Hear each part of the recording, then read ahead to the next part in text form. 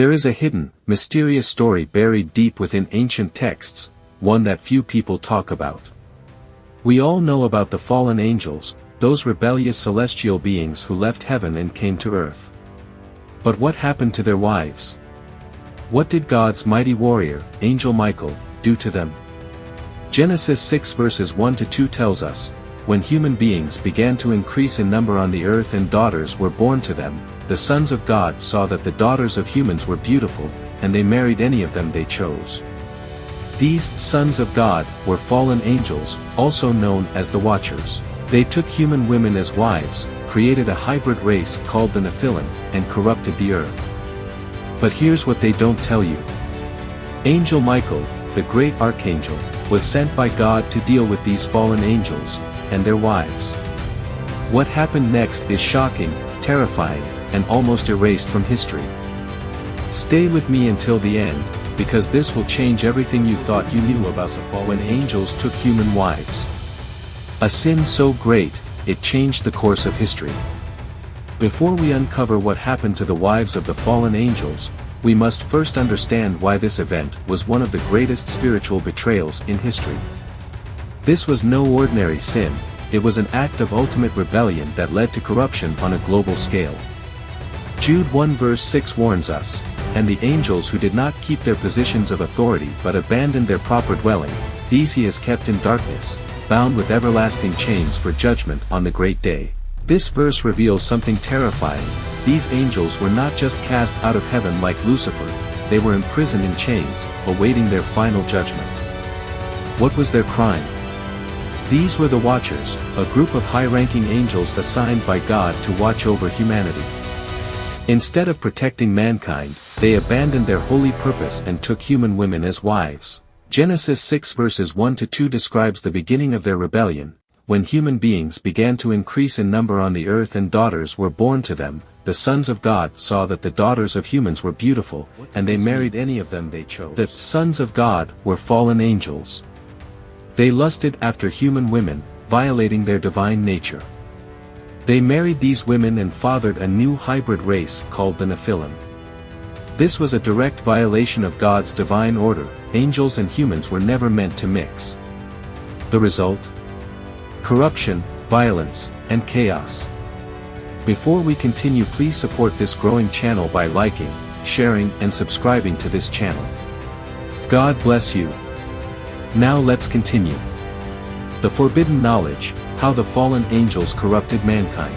The rebellion of the Watchers was not just about lust and marriage, it was about power and forbidden knowledge. Enoch 8:1-3 reveals, "And Azazel taught men to make swords, knives, shields, and breastplates. And the knowledge of metals. And the beautifying of eyelids, and all kinds of witchcraft and enchantments." The fallen angels did not just take wives, they taught humans things that were never meant to be known. Alchemy and sorcery, unlocking supernatural and demonic teaching humans the art of war and destruction. Dark magic and astrology, revealing secret knowledge that led to the rise of false gods. Cosmetic and seduction techniques, teaching women how to manipulate and entice through appearance. The earth became a place of sin, war, and spiritual rebellion. These fallen angels had turned mankind into something unnatural, something dangerous. Genesis 6 verse 5 describes the consequences of their actions. "The Lord saw that the wickedness of man was great in the earth, and that every imagination of the thoughts of his heart was only evil continually." This was not just a human problem, this was a cosmic crime against God's creation. One of the most terrifying consequences of these forbidden unions was the birth of the Nephilim. Genesis 6 verse 4 says, "The Nephilim were on the earth in those days, and also afterward, when the sons of God went to the daughters of humans and had children by them." They were the heroes of old, men of renown. They were not fully human, nor fully angelic. They were giants, some towering over 15 feet tall. They were aggressive, violent, and had supernatural abilities. They dominated human civilization, ruling as kings and warlords. Numbers 13:33 confirms, "We saw the Nephilim there. We seemed like grasshoppers in our own eyes, and we looked the same to them." The Nephilim ruled over humans, using their size, power, and intelligence to enslave and dominate. This was not how God intended his creation to be. The world was now a dark, violent place, filled with wickedness, demonic influences, and spiritual corruption. Now, what about the women? What happened to the human wives who gave birth to these monstrous hybrids? Enoch 19:2 gives us a chilling revelation: the women who were led astray shall become sirens. This means they were wandering spirits, sirens, forever crying out in sorrow. Others perished in the great flood, wiped away along with the Nephilim. Some were used by demons as vessels of manipulation and seduction. Their choice to join the fallen angels came with a price that led to their eternal suffering. As the earth descended into darkness, God finally stepped in. Enoch 10:11-12 describes God's command to Michael: "Go, bind the fallen angels, and destroy their children. Purge the earth of their corruption." Angel Michael, the great warrior of God, was sent to bring divine justice. He captured the fallen angels, binding them in the abyss. He led the holy angels in a war against the Nephilim, wiping them out. He purged the earth with divine fire, cleansing the wickedness.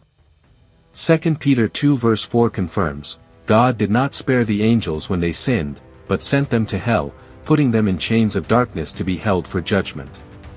This was the end of an era, the fall of the fallen ones, and their forbidden 37 warns us, as it was in the days of Noah, so it will be at the coming of the Son of Man. This means that the sins of the Watchers, sexual perversion, demonic influence, and supernatural rebellion, are happening again in our time.